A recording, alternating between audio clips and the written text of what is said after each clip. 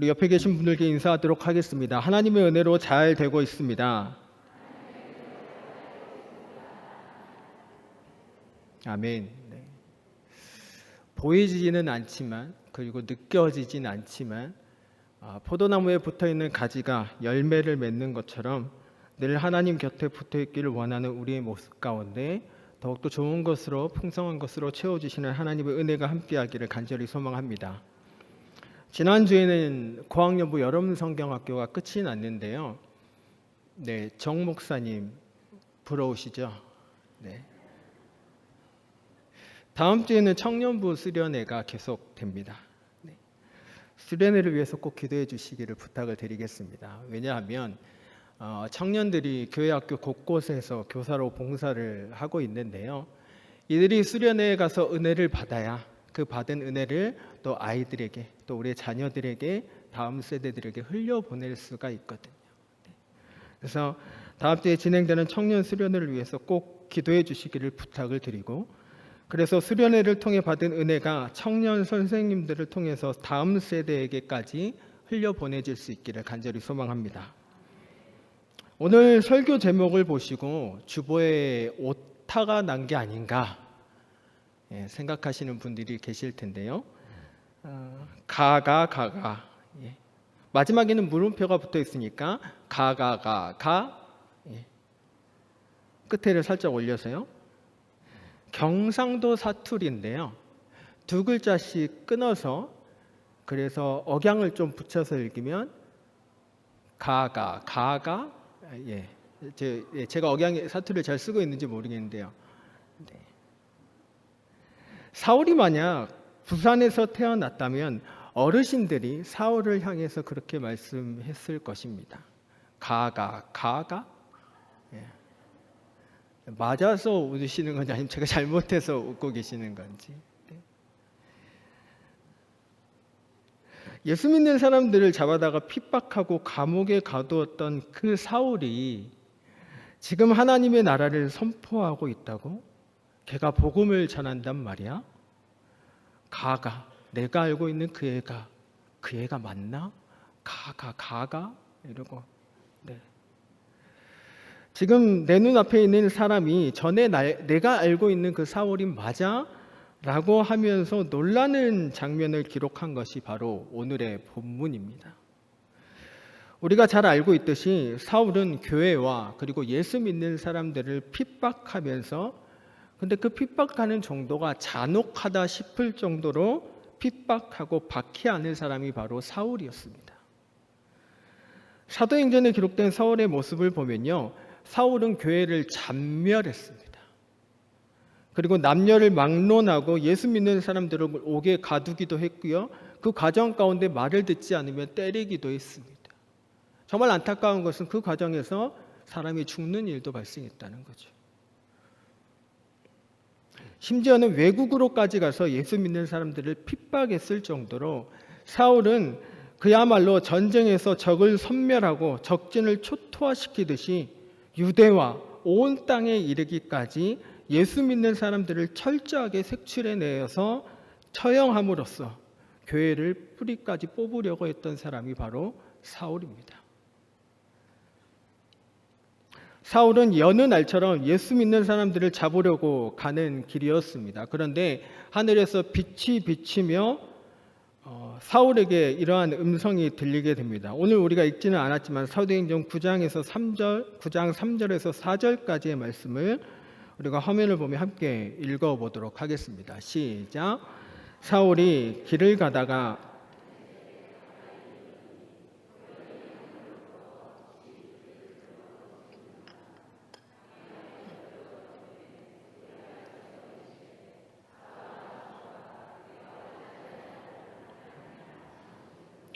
아멘. 사울은 잘못된 믿음을 가지고 있었습니다. 무슨 말인가 하면 그는 하나님과 예수님과의 관계를 모른 채 자신이 믿는 하나님을 위해 열심을 다한다고 예수님을 믿고 따르는 사람들을 박해했던 것입니다. 그리고 감옥에 가두기까지 했다는 것이죠. 하나님과 예수님을 각각 다른 존재로 여기고 있었다라고 하는 것입니다. 그래서 그런 사울에게 예수님께서 나타나심으로 당신이 곧 하나님과 동등됨을 알게 하셨습니다. 깨닫게 하셨습니다. 그 길로 사울은 자신의 어리석은 믿음을 회개하였고 곧장 세례를 받게 됩니다. 그리고 회당으로 가서 예수님이 하나님의 아들이심을 전파하게 되었던 것인데요. 이 모습을 보며 사람들이 수군거리면서 이야기하는 겁니다. 가가. 예수 믿는 사람들 잡아다가 핍박하고 교회를 두드러 깨고 부시고 예수 믿는 사람들을 못 살게 굴었던 그 사울이 지금 연기하고 있는 거 아니야? 하나님의 나라, 복음, 마음이 없는 소리로 우리를 안심하게 만든 다음에 싹 다 잡아가려고 하는 거 아닌가? 라는 의심의 눈초리로 사울을 바라보고 있는 것입니다.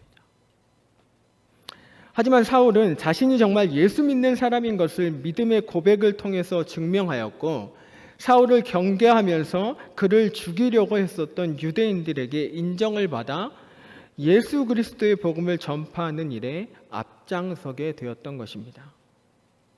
그렇게 사울은 많은 나라를 돌아다니면서 복음을 증거하고 또 하나님의 나라를 가르치며 또 교회를 세우는 등등 예수님을 만나기 이전과는 전혀 다른 변화된 모습으로 살았던 것입니다.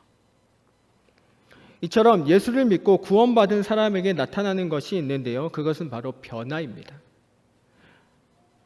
다시 말해서 구원받은 사람은 예수 믿고 구원받은 사람은 변화된 삶을 살아야 된다라고 하는 것입니다. 변화는 사람마다 다르게 나타나는데요.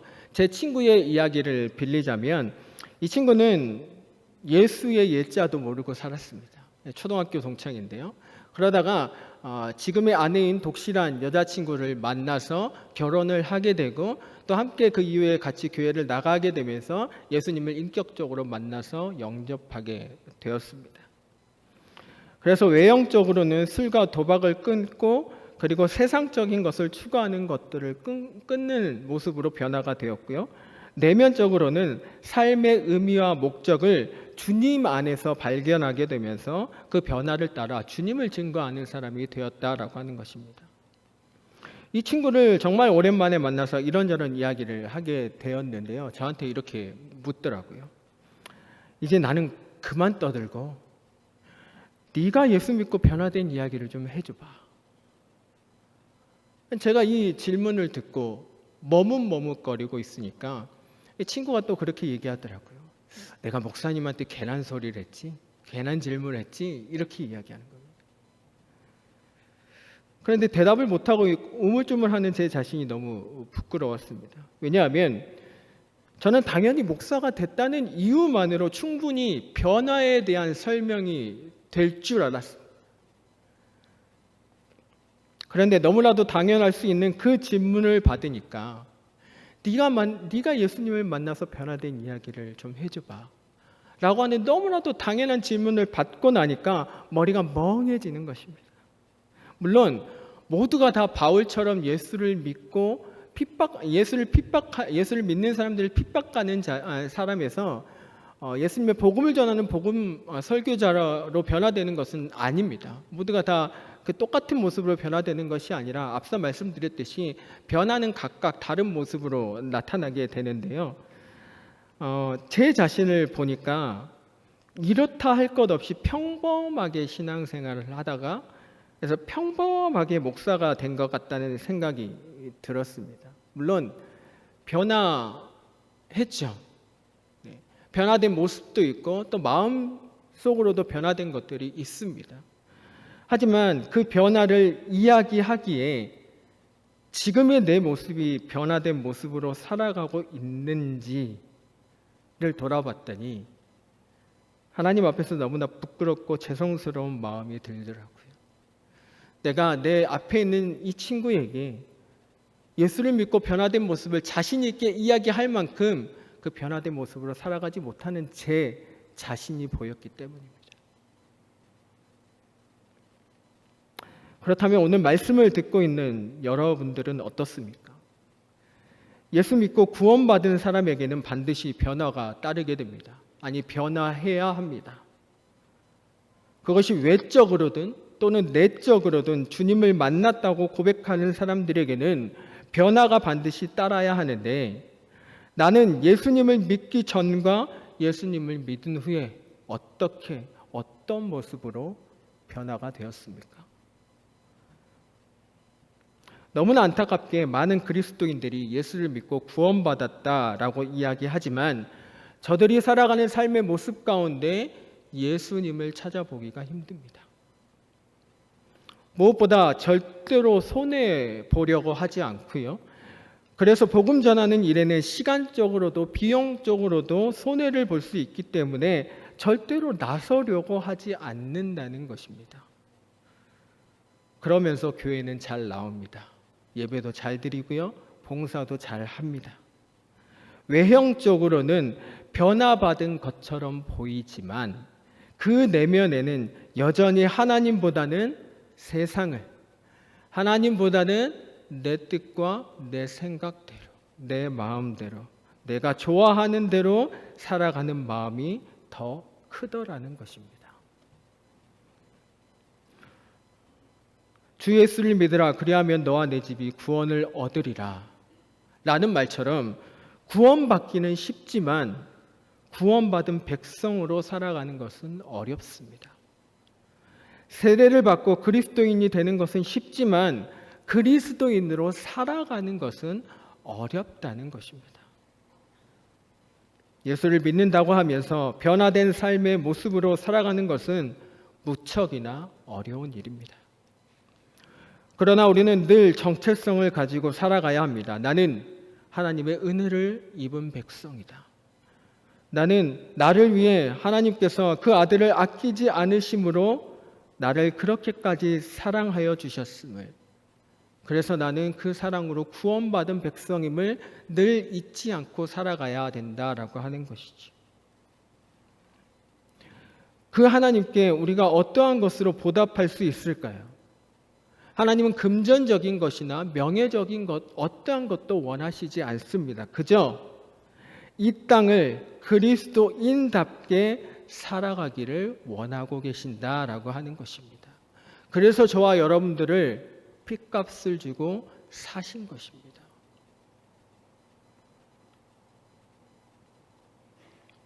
바라기는 내가 아니라 하나님의 생각을 가지고 하나님께서 원하시는 모습대로 이 땅을 살아가는 저와 여러분들이 될 수 있기를 간절히 소망합니다. 몇 번이나 이 말을 우리가 들었을까요? 그랬음에도 내 자신이 여전히 그 이전과 같은 삶을 살아가고 있다면 오늘 주시는 이 말씀 앞에 다시 한번 아멘으로 고백하며 그렇게 살아내는 여러분들이 되시기를 간절히 소망합니다. 제가 얼마 전에 발바닥에 있는 티눈을 제거하는 수술을 받았습니다. 제가 교회 안에서 계단을 오르고 내릴 때 저를 보시는 성도님들은 왜 저렇게 다리를 절고 가지? 라고 생각하시는 분들이 있으셨을 텐데요. 그게 다 발바닥에 있는 티눈 때문에 계단을 한 걸음 한 걸음 걸을 때마다, 발을 디딜 때마다 발이 너무 아파서, 그래서 제가 걸음이 좀 정상적으로 보이진 않았던 것인데요. 이번에 비전 트립을 다녀온 이후로 안 되겠다 싶어서 이 티눈을 제거하는 수술을 받았습니다. 수술 과정은 아주 간단했습니다. 티눈 부위를 레이저나 그리고 수술 칼로 이렇게 도려내면 그게 끝입니다. 한 20분 남짓 걸리는 아주 간단한 수술인데요. 그런데 나름 이것도 수술이라고 마취가 풀리니까 너무 아프더라고요. 처음에는 인터넷이나 또 주변에 이렇게 정보를 얻는 과정에서 티눈을 제거하는 수술을 하지 말까라는 생각도 했습니다. 왜냐하면 어떤 사람들이 써놓은 블로그나 뭐 이런 네이버 글의 그 후기를 보니까 티눈 수술을 했음에도 불구하고 티눈이 없어지지 않았다라고 하는 분들의 글을 몇 분의 글을 읽다 보니까 나도 그냥 수술하지 말까라는 생각을 했었는데요. 어떤 분들은 한 번에 티눈이 제거되지 않았지만 다시 병원 가서 다른 병원 찾아가서 수술하고, 또 안 없어지면 또 가서 냉동 치료 받고, 2번 받고, 3번 받고, 4번 받고, 5번 받고, 그 이상으로 치료를 받아서 티눈을 제거하셨다는 분들도 계셨습니다. 우리가 구원받은 하나님의 백성으로 살아가는 것 또한 이런 과정이지 않을까 싶습니다. 하나님을 믿지 않았을 때의 모습들 가운데 변화가 필요한 모습들이 보여진다면 기꺼이 희생을 해야 하고 수고하는 노력이 필요한 것입니다. 그렇게까지 해서 나에게서 완전하게 도려내야 하는 것입니다. 제거해야만 한다는 것이죠. 물론 제거하고 도려내는 그 과정은 두려울 수 있습니다. 아픔이 있을 수도 있고요. 수고하며 애를 쓰는 그 과정과 노력이 필요하기도 합니다. 포기하고 싶은 마음이 들 때도 있죠. 그러나 티눈이 없어질 때까지 반복적으로 계속해서 2번이고 3번이고 4번이고 치료를 받아서 그 티눈을 제거하는 것처럼 예수를 믿고 변화해야 될 모습이 있다면 계속해서 내 안에 있는 그 모습을 변화시키기 위해 1번 해보고 2번 해보고 3번 해보고 계속해서 그 모습들을, 불필요한 모습들을 도려내고 잘라내야 된다라고 하는 것입니다.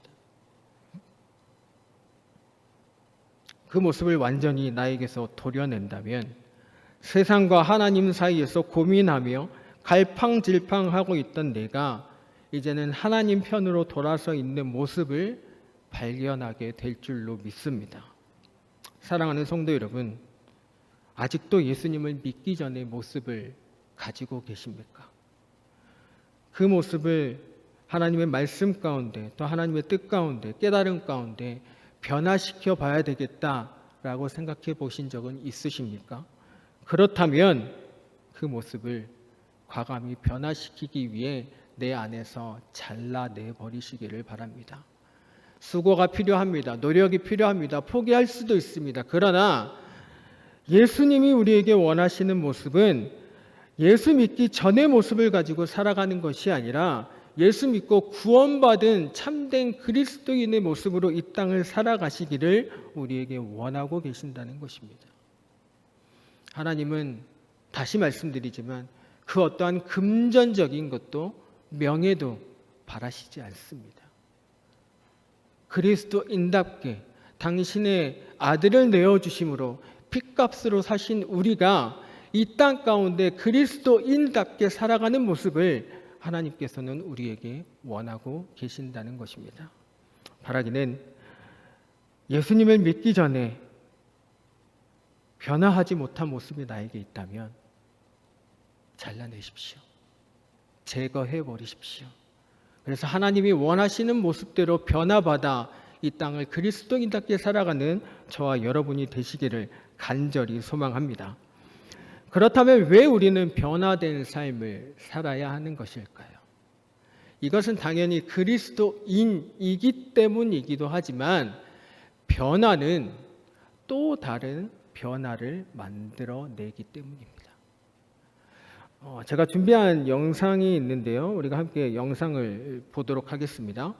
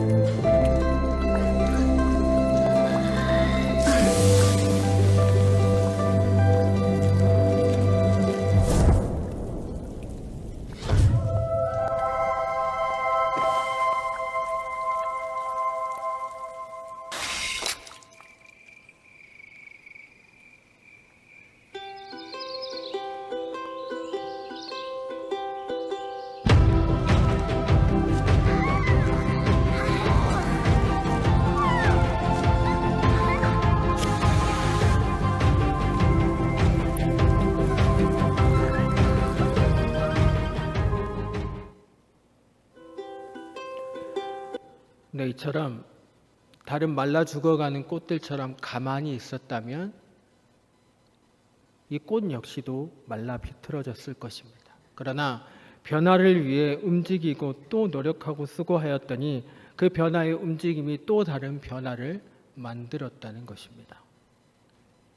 또 다른 변화라고 하는 것은요, 오늘 우리가 다 읽지는 않았지만 바울의 삶을 통해서 알 수가 있습니다. 예수님을 믿고 난 이후에 복음을 전하는 전도자로 변화된 삶을 살았던 바울은요, 안디옥을 거쳐서 갈라디아, 에베소, 두란노, 빌립보 등등 많은 지역을 다니며 예수 그리스도의 복음을 증거하고 하나님의 나라를 선포하였습니다. 그 결과 숫자로는 셀 수 없는 많은 사람들이 하나님을 믿고 구원받은 사람들로 변화가 되었던 것입니다. 일당백이라고 하는 것처럼 변화된 바울 한 사람을 통해 수많은 사람들이 구원에 이르게 되었던 것입니다. 여기서 끝이 아닙니다. 바울을 통해 하나님의 말씀이 전해지고 그것을 통해 또 하나님을 믿고 구원받은 사람들을 통해서 오늘날 우리 교회에도 하나님의 사랑이 전해지고 복음이 전파된 것이 아니겠습니까? 반대로 생각하면 이런 모습이 없었다면 오늘 우리는 예수를 믿지 못한 채 또는 예수를 알지도 못한 채 살아가고 있었을지도 모릅니다. 그러나 그 그리스도의 복음을 통하여 변화되기를 원하는 마음을 가진 자들을 통하여서 그 예수 그리스도의 복음이 전 세계로 퍼져나가면서 그 변화가 또 다른 변화를 일으키게 된 것입니다. 반대로 생각해 보면 왜 우리의 자녀들이 그리고 우리의 자손들이 또 우리의 가까운 사람들이 변화되지 않는 걸까요? 이유는 간단합니다. 우리가 변하지 않기 때문입니다. 엄마, 아빠, 할머니, 할아버지는 변하려고 하지 않으면서 내 자녀들이, 내 자손들이 변했으면 하는 그런 마음을 가지고 계시지는 않습니까? 교회에서는 신실한 장로님으로, 권사님으로, 집사님으로 하지만 정작 집에서는 참된 신앙인의 삶을 보여주지 못하고 있는 것은 아닌가라고 하는 것입니다. 신앙생활을 하면서 가장 어려운 것이 내 가족을 전도하는 일이라고 합니다. 다른 사람은 다 되는데, 다 할 수 있는데 우리 가족 전도하는 게 그렇게 힘들다고 합니다. 이유가 무엇이겠습니까? 나를 가장 가까이에서 가장 오랫동안 지켜본 사람이 나의 가족이기 때문입니다. 누구보다 나를 가장 잘 아는 사람들이기에 그들에게 예수 믿으라고 이야기해봤자 들어먹지를 않는다는 겁니다. 교회 다닌다고 하는 네가 그 모양 그 꼴로 살아가고 있는데 나보고 교회 다니라고? 예수 믿으라고? 속이 터지죠. 내가 가장 사랑하는 사람이 가족인데 꼭 그들이 예수 믿고 구원받았으면 좋겠는데 내 마음먹은 대로 되지 않는 것이 현실입니다. 그렇다면 어떻게 해야 되겠습니까? 답은 간단합니다. 예수 그리스도를 말하는 것이 아니라 나타내 보여줘야 하는 것입니다. 예수 믿고 구원받았다면 변화된 삶을 이야기하는 사람들이 아니라 변화된 삶을 통해 예수 그리스도를 나타내야 한다는 것입니다. 특별히 자녀들을 위해 기도하는 성도님들이 많으실 텐데요. 통계 자료에 의하면 부모의 삶을 통해서 주님을 영접하고 그 신앙을 꾸준히 지키는 자녀들이 성인이 되어서도 신앙이 흔들리지 않는다고 합니다.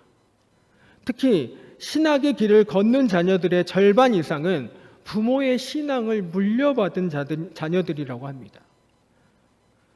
그럼 예배가 마치고 이제 가정으로 돌아가면 또는 타지에 있는 내 자녀를 위하여서 내가 할 일이 무엇이겠습니까? 죄송합니다만 기도는 다 할 수 있습니다. 누구나 다 기도할 수 있습니다. 내 자녀가 잘 되기를 기도하지 않는 부모가, 바라지 않는 부모가 어디에 있겠습니까? 그러나 기도하는 것만으로 끝나서는 안 된다는 것이죠. 그것을 넘어서서 하나님을 믿는 부모로서의 변화된 삶의 모습을 나타내 보여야 한다는 것입니다. 내 자녀가, 내 배우자가, 나의 부모가, 가족이 전도가 안 된다고 해서 절대 포기하지 마십시오. 낮에 목사님께서 말씀하신 것처럼 포기하지 말고 가족의 구원을 위해서 기도하시기를 바랍니다. 그리고 행동하시기를 바랍니다. 하나님은 구원의 역사를 이루시기 위해 나를 사용하시지만 결국 사람의 마음을 움직이는 것은 하나님께서 하시는 일이기에 그것을 굳게 믿으며 붙잡고 나아가시는 성도님들이 되시기를 간절히 소망합니다. 변화된 나의 삶이 교회를 변화시키고 우리의 가정을 변화시키며 내가 속한 공동체와 이 나라를 변화시키는 줄로 믿습니다. 말씀을 마치겠습니다. 하나님을 믿고 변화했다는 것은 결국 하나님이 살아계심을 증거하는 일이기도 합니다. 사울의 변화된 모습을 본 많은 사람들이 놀랐습니다. 그리고 동시에 생각했습니다. 이 일을 누가 하셨을까? 그것을 생각해 보니 결국 사울을 변화시킨 하나님께 영광을 돌릴 수밖에 없었다라고 하는 것입니다. 마찬가지로 예수님을 믿고 변화된 나의 삶을 보는 사람들은 하나같이 이렇게 이야기할 겁니다. 하나님이 정말 살아계시긴 한가 보다. 저놈이 변화하다니.